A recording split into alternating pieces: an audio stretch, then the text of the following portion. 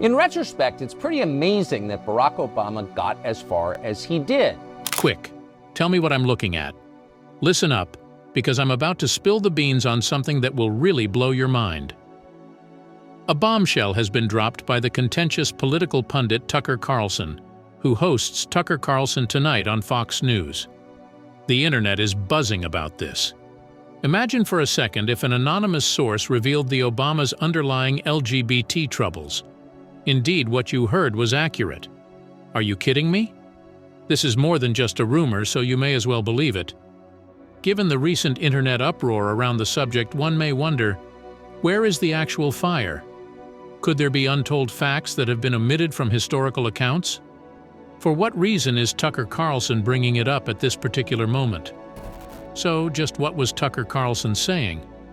All right, let's take a little look back. When it comes to conservative news, Tucker Carlson has been at the forefront for decades. He moved from print journalism to television, where he worked for CNN and MSNBC until finally establishing himself at Fox News. Known for his populist speech, incisive criticisms, and readiness to confront both political elites and mainstream narratives, he rose to prominence as host of Tucker Carlson Tonight and became one of the most consequential and divisive personalities in American media. But Carlson's time at Fox News ended suddenly in 2023. Even though nobody knows for sure why he left, that didn't stop him. Instead, he broke away from Twitter, now X, and started his own program where he is free to express himself without interference from the company. Even in the second episode, he attacked Obama. With the title "Cling to Your Taboos," his show explored the evolution of moral standards in society. He began by providing some background, talking about how the media has shaped public opinion and other political scandals such as Bill Clinton's notorious affair. However, Obama became his focus. Things were heated at that point. You would be mistaken if you believed it was the end of the conjecture, though. The most illuminating indications don't always come from whispers or casual remarks.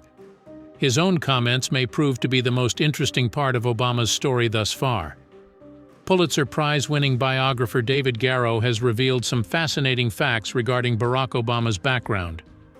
Garrow found letters sent by Obama to his then-girlfriend Alex McNear in 1982 while he was a student at Los Angeles' Occidental College.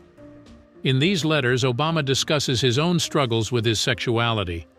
Obama opens up about his homosexuality in one of these letters, saying, "Repeatedly fantasizes about making love to men, but only in the imagination." This passage implies that even though Obama had these desires, they were limited to his imagination. These contemplations belong to a larger investigation of self-awareness and identity that he undertook in his early 20s. The complete text of these letters is not available to the general public since Emory University has them in a private collection. Their availability is limited, and only authorized users are able to access them. Their entire contents have sparked intrigue and speculation due to their limited availability. As a result of Garrow's disclosures, people are talking again about Obama's past and how the media covered or ignored it. There are many who think these details provide light on Obama's early years, and some who think they are too personal to merit public investigation. Using subtlety is key when dealing with this data. A person's sexual orientation is not defined by their creative exploration of their sexuality. It would appear that Obama's contemplations are a component of his larger voyage of self-discovery, which is a process that many people go through when they are young adults. In conclusion, Obama's sexuality remains an open question in these letters, which do reveal some of his reflective views during his college years. Nonetheless, they are a part of the rich fabric of events that molded the man into the 44th president of the U.S. The internet suddenly performs a dramatic U-turn, just when you thought the speculation was getting out of hand. Yes, Barack Obama's wife Michelle has also been swept up in the conspiracy theory frenzy. This one, I promise you, is completely new to you. But hold on a second. Things start to go crazy at this point. Any internet user worth their salt has likely come across the conspiracy theory claiming that Michelle Obama is actually a male. It sounds very crazy, I know. Allow me to explain. People have been referring to Michelle's body, her facial structure, and even old film where Barack purportedly names her Michael by accident as evidence for this notion to circulate for years.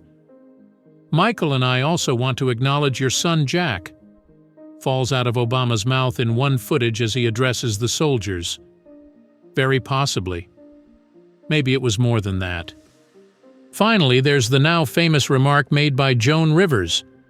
Rivers casually told a reporter, "We all know Michelle is a tranny." Many took it as one of her typical shock jokes, but it was really delivered just before she went suddenly. However, some who believe in conspiracies contend that Rivers may have been disclosing an unspoken reality. Some people think Michelle's proportions are more masculine than feminine because of her height, hands, and shoulders, and because of her extensive connections in Hollywood and politics. Some also think that Michelle's childhood images have been doctored or deleted to cover up the truth. Skeptics of this hypothesis, however, point out that women who exercise frequently, in particular, tend to have more defined bodies. It may all be an elaborate hoax, or maybe she was right all along. It has been suggested that Barack Obama's early and public support for LGBTQ rights may have deeper personal links, adding fuel to the fire. But does it amount to anything? Speculation and interpretation are the crux of the matter, as is the case with the majority of conspiracy theories. In the end, this hypothesis is still only that, a theory. Despite the lack of proof, many continue to scrutinize every image, video, and typo in an effort to uncover clues. However, Michelle wasn't the only target of the rumors and suspicion. They skipped the middleman and went right to Barack. Those rumblings became a full-blown controversy in 2012 due to one magazine cover. The moment you believe you've heard everything, another piece of information surfaces. In 2012, a cover article appeared in Newsweek with the headline, "The First Gay President." While this title was widely criticized, it was supposed to be interpreted symbolically, referring to Obama's strong advocacy for LGBTQ rights. To put it mildly, Democrats were not pleased. Even though it was a controversial and perhaps dangerous political decision, Obama had just backed same-sex marriage. The piece, penned by Andrew Sullivan, an out homosexual writer, lauded Obama for his work on LGBTQ rights, drawing a comparison to Bill Clinton's status as the first black president due to Toni Morrison's perception of his link to black American issues. However, those who believe in conspiracies made extensive use of such expression. They misunderstood its metaphorical meaning and turned it into evidence of Obama's secret private life. This brought up earlier charges, such as those made by Larry Sinclair, who in 2008 said that he and Obama had had sexual relations and drug usage in the late 90s. Despite the widespread condemnation of Sinclair's allegations, particularly following his polygraph failure and history of deception, his tale continued to be used by the far right to depict Obama. Another piece of evidence is a 2009 article in the New York Times that casts Obama's administration as a boys' club, with a small number of male staffers taking the lead in making decisions. Some have seen this as more evidence that Obama had an abnormally close relationship with specific men, such as Reggie Love, his former bodyguard. The frequent sightings of Love, who was Obama's personal assistant, with the president sparked romantic rumors. Love, meanwhile, has spoken out about the allegations, saying that his relationship with Obama was entirely professional and built on devotion. Going beyond this, conspiracy theorists have examined Obama's friendships and behaviors for signs of a secret existence. Although these were his own thoughts from his boyhood, exaggerated and taken out of context, others have cited letters from his past in which he supposedly fantasized about guys. Some have brought up what is known as the Joan Rivers theory, which is based on a statement made by the late comedian in 2014, in which she joked about Obama being homosexual and Michelle being transsexual. The comment was delivered casually by Rivers, who is famous for her shock comedy, but conspiracy theorists took it as a confession and ran with it. After leaving office, Obama's support for LGBTQ rights further strengthened, even though he has never specifically addressed these claims. Regardless of whether these conspiracies come back from true belief, or are used as political weapons, they nonetheless offer an intriguing glimpse into how public perception may be influenced, not by facts, but by conjecture. Speculations are, in the end, nothing more than that. That is, until someone with a huge following chooses to look into it more. Indeed, it was the result. Even more than that, one of the most outspoken conservatives in the media is certain there must be more to the tale than meets the eye. My purpose in being here is not to influence your beliefs. However, I am present to present the details. One of the most vocal conservative media figures, Tucker Carlson, believes that Barack Obama's private life isn't as it appears. He has dropped hints that the surface narrative is just the beginning, and that the mainstream media is ignoring the real story.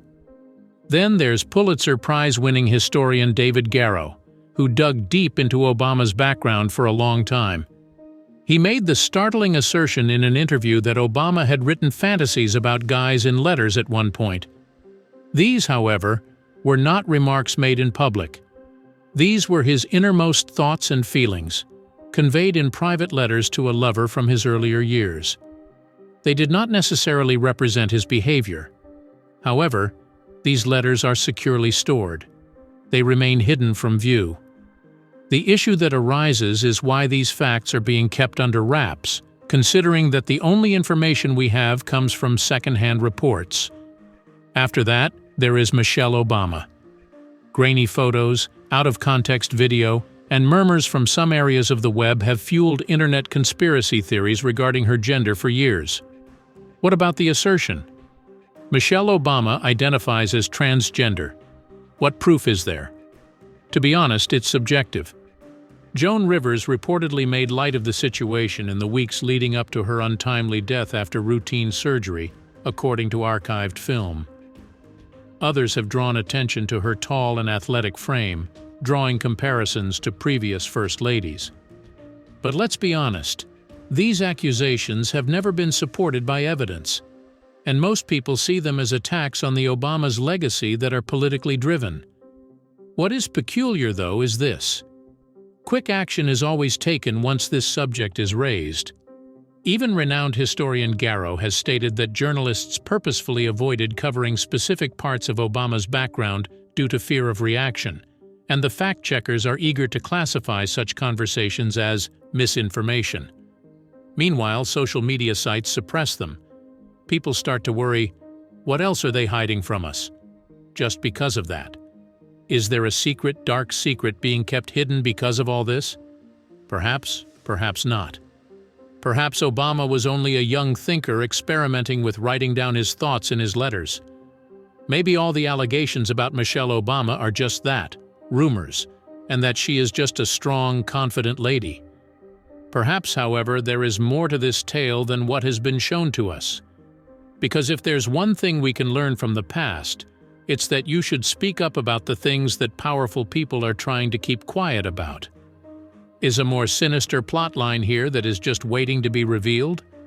Or are we seeing the same old thing happening all over again? Remember that stories about the personal lives of other leaders have circulated for a long time, not only Obama. Plus, he won't be the only one.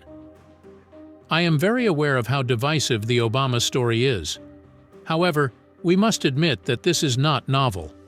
The political sphere has been shaken by rumors and scandals like this throughout history. Everybody from presidents to heads of the FBI to famous people from the past has been the target of rumors and charges regarding their private life. To a certain extent, they were accurate. Anyone else? They serve just as useful political tools. Consider J. Edgar Hoover. Even though he presided over the FBI for almost half a century, his private life remained shrouded in mystery, rather than any wrongdoing on his part. His exceptionally tight connection with his second-in-command, Clyde Tolson, was a topic of speculation for decades. As a pair, they went on vacations, dined out, and traveled together. When did Hoover pass away? His whole estate went to Tolson. Was it more than simply being lifetime friends? That particular aspect of history remains unresolved. Abraham Lincoln is another example. That Lincoln, yeah, He and his best buddy Joshua Speed slept together for a long time before he became president. Was it common practice in the 1800s? In a word, yes.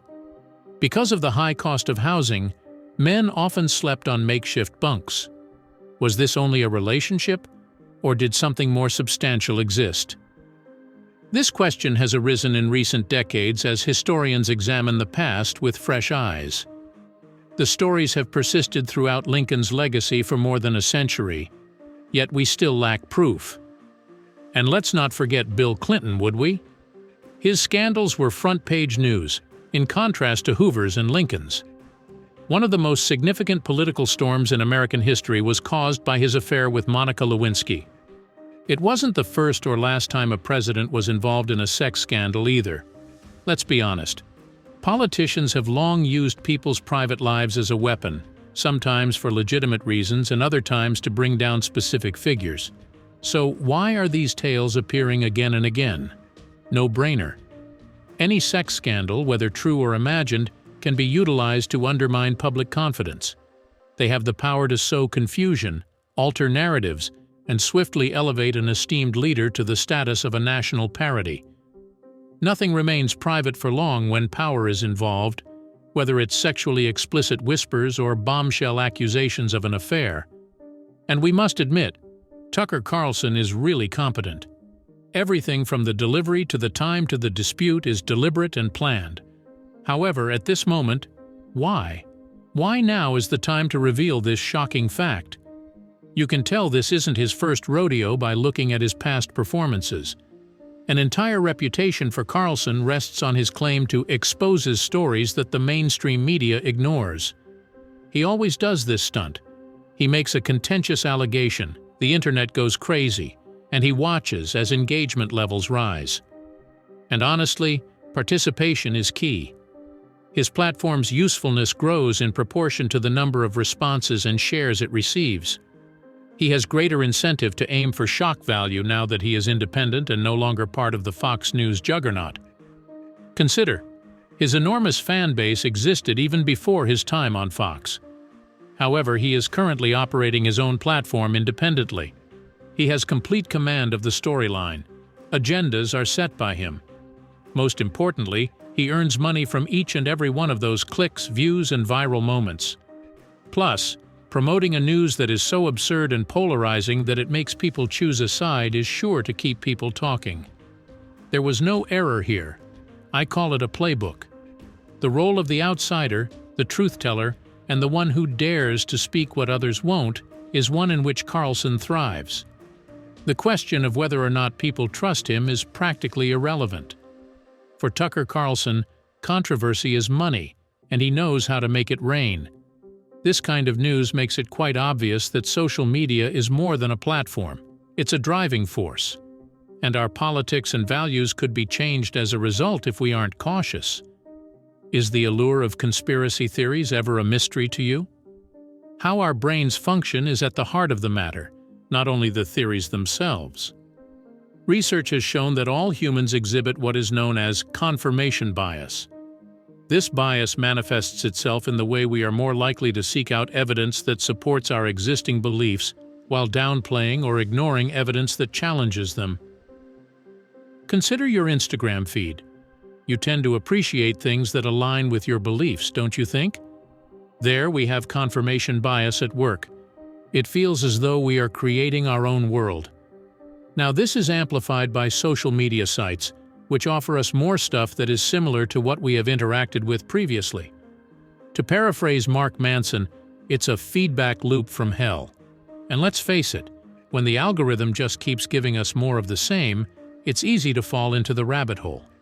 This is when things become complicated. Truths, partial truths, and flat-out falsehoods are all amplified by social media. It just takes a few minutes for a shocking post to become widely shared online. The problem with information that doesn't support our worldview is that confirmation bias makes us believe and spread false information more readily. That is very tragic, isn't it? In such case, what are your thoughts? Is anything fishy happening, or is everyone just making something up? Leave a comment and tell me what you think. I'm interested in hearing your take on this. In the next video, I'll see you again. Thank you for watching.